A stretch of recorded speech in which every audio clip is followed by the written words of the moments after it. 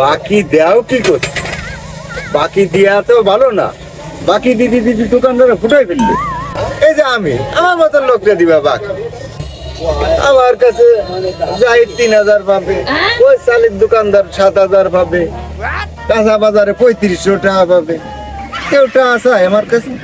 আগের দিন সালিশ হলো দেখলাম 7 গ্রাম নিয়ে, তো এটা কিসের সালিশ? ওই মাদ্রাসার মাঠে? আরে মামু, ওই সালিশটা হয় না, ওইছে খালি আব্দুল্লাহর কারণে। কেন? আরে মামু, আব্দুল্লাহর কাছে 10,000 টাকা ধার চাইছে, ও দেন না। তাহলে এর 3500 টাকা দিয়ে আমি আরো 6,500 টাকা আরামে ভেঙে বেড়াতে পারতাম না? হ্যাঁ, ঠিক। তাহলে সব দোষ ওর না? মানুষ কত বড় খারাপ হতে পারে চিন্তা করতে। 10,000 টাকা না দিস, তুই 5,000 টাকা দিস। মামু, তাহলে তো সালিশ ওর নামে হওয়া উচিত ছিল। তো তোর 10,000 টাকা ধার দিল না? আপনি তোমার এই টাকাটা ধার না দিয়ে বিরাট অন্যায় করেছে। এটা কোনো মানবিকতা? চিন্তা বন্ধুর মধ্যে সে তো পারতো 10 টাকা, তার তো মনে করে টাকার অভাব নেই মামু। তোরা একটু উঠে নিয়ে আসতে পারতো।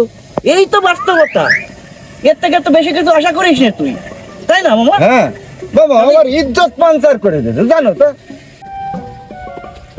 এতক্ষণ তো অনেক কথা কইলেন, অনেক কথাই শুনলাম। সালিশ করলেন, মাতুব্বরি করলেন ভাই। তা আমাদের আমি যে 700 টাকা পাবো, সেই টাকাটা শুধু দিয়ে দিবেন তোমারটা, কালকে দিয়ে দেবো। যাও, আপনি তো কালকে প্রত্যেক দিনই কন ভাই যে কালকে দেবো, আমি কালকে দেবো। ওই যে মতির কাছে 5,000 টাকা ধার চাইছি, ওই টাকাটা দিলি আরো লাগে আরো নিয়ে আনে। তুমি মানুষজনের মধ্যে এরম লজ্জা দিলে আমারে ভাই। হ্যাঁ, এই কাজটা করা তোমার ঠিক হয়নি ভাই।